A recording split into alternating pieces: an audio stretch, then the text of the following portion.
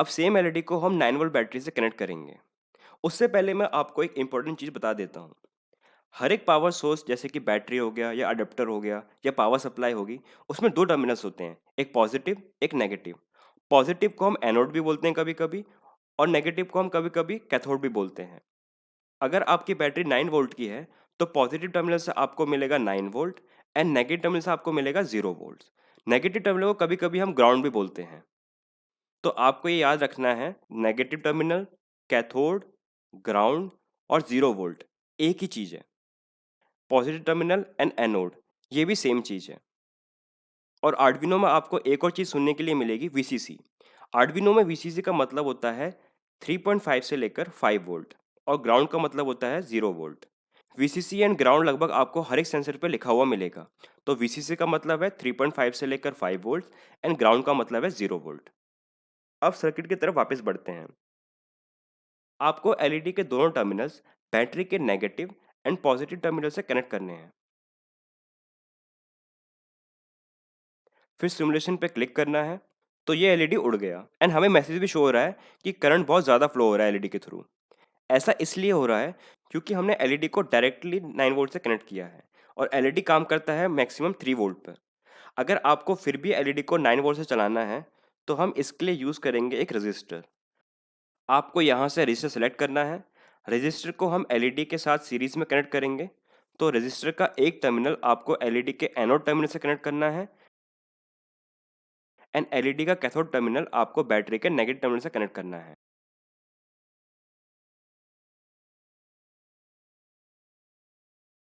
Register का दूसरा terminal आपको बैटरी के पॉजिटिव टर्मिनल से कनेक्ट करना है।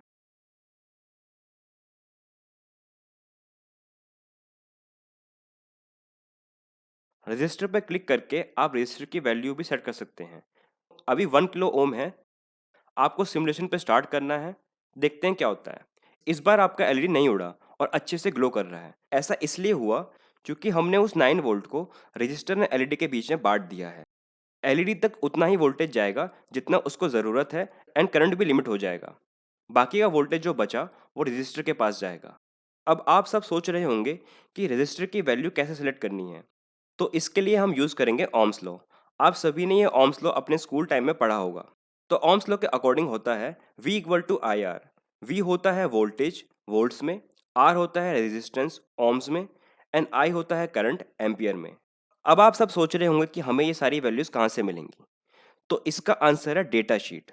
जब भी कोई कंपनी इलेक्ट्रॉनिक कंपोनेंट्स बनाती है, उससे रिलेटेड एक डेटा शीट रिलीज करती है, जिसमें कंपोनेंट के बारे में सब कुछ लिखा होता है कि कैसे उसे यूज़ करना है, क्या उसका ऑपरेटिंग वोल्टेज है, क्या उसका ऑपरेटिंग करंट है, किस टेम्परेचर वो काम करेगा कि नहीं करेगा, उसके वीआई ग्राफ, मतलब उससे रिलेटेड सारी की सारी जानकारी आपको उस डेटा शीट में मिल जाएगी।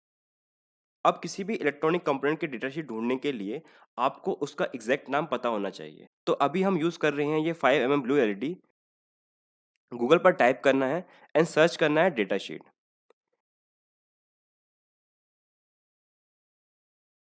फिर कंपोनेंट के नाम के अकॉर्डिंग लिंक पर क्लिक करना है एंड डेटा शीट खुल जाएगी।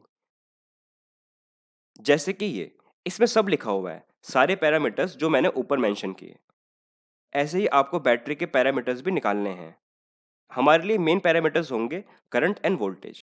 अब आपको कंफ्यूजन हो रही होगी कि बैटरी का करंट एंड वोल्टेज भी है एंड एलईडी का भी करंट एंड वोल्टेज है, तो हमें कौन सा यूज़ करना है। तो वोल्टेज की वैल्यू निकालने के लिए हमें देखना पड़ेगा कितना वोल्टेज एक्स्ट्रा है। तो एलईडी का ऑपरेटिंग वोल्टेज है 3 वोल्ट्स एंड बैटरी का वोल्टेज है 9 वोल्ट। तो हमारे पास टोटल 6 वोल्ट एक्स्ट्रा है। तो वोल्टेज की वैल्यू होगी 6 वोल्ट। अब करंट की वैल्यू डिसाइड करते हैं। करंट की वैल्यू हमेशा आपको लोड की लेनी है। तो लोड है यहाँ पे एलईडी, तो हमें एलईडी का करंट लेना है। तो ब्लू एलईडी को चाहिए होता है 20 मिली एम्प। इसको हम एम्प में कन्वर्ट करेंगे, जो कि होगा 0.020 एम्प। अब V इक्वल टू IR वाले फॉर्मूले में हम सारी वैल्यूज़ को पुट करेंगे।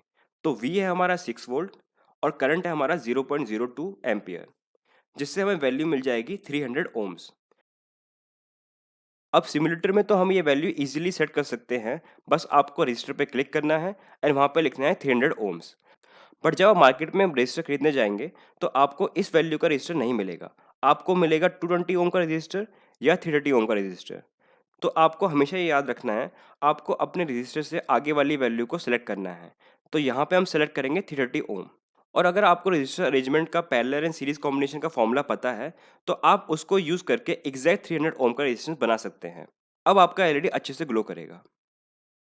अब हम बिना रजिस्टर यूज करके एलईडीज को ग्लो करेंगे इस बैटरी से। तो उसके लिए आपको सभी एलईडीज को सीरीज में कनेक्ट करना होगा, जिससे बैटरी का 9 वोल्ट सभी एलईडीज में बढ़ जाएगा। आपको 3 एलईडी इंसर्ट करने हैं ब्रेडबोर्ड पर। फिर सीरीज में कनेक्ट करने के लिए आपको फर्स्ट एलईडी का पॉजिटिव टर्मिनल सेकेंड एलईडी के नेगेटिव टर्मिनल से कनेक्ट करना है। देन सेकेंड एलईडी का पॉजिटिव टर्मिनल फर्स्ट एलईडी के नेगेटिव टर्मिनल से कनेक्ट करना है। अब थर्ड एलईडी का नेगेटिव टर्मिनल आपको बैटरी के नेगेटिव टर्मिनल से कनेक्ट करना है।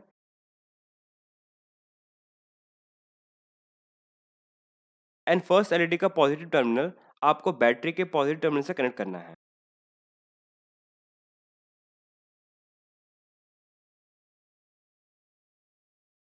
अब सिमुलेशन पे क्लिक करते हैं, देखते हैं क्या होता है। तो सारे एलईडीज उड़ गए। ऐसा इसलिए हुआ क्योंकि जब वोल्टेज डिवाइड हो रहा है तीनों एलईडी के बीच, तो वो एलईडी के वोल्टेज से ज़्यादा है। तो हमें एक और एलईडी सीरीज में कनेक्ट करना होगा।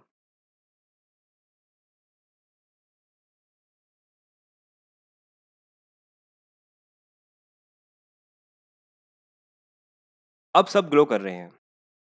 अगर आपको कैलकुलेट करना है आप कितने एलईडीज कनेक्ट कर सकते हैं, तो उसके लिए आपको बैटरी एंड एलईडी का वोल्टेज पता होना चाहिए।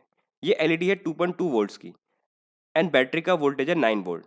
तो 9 वोल्ट को हम डिवाइड करेंगे 2.2 से, तो आप इस बैटरी से कनेक्ट कर सकते हैं 4 से 5 एलईडी सीरीज में।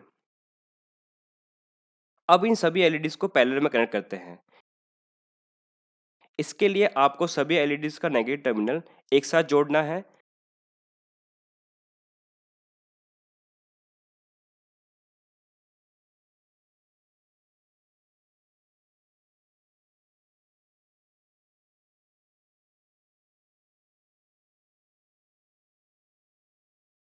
देन सभी एलईडीज का पॉजिटिव टर्मिनल एक साथ जोड़ना है।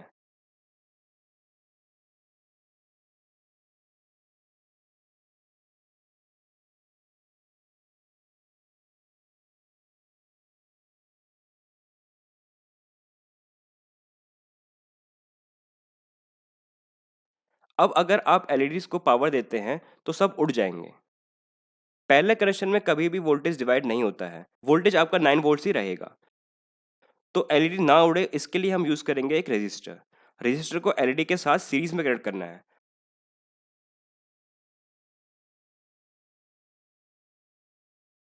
अब सभी एलईडीज अच्छे से जलेंगे।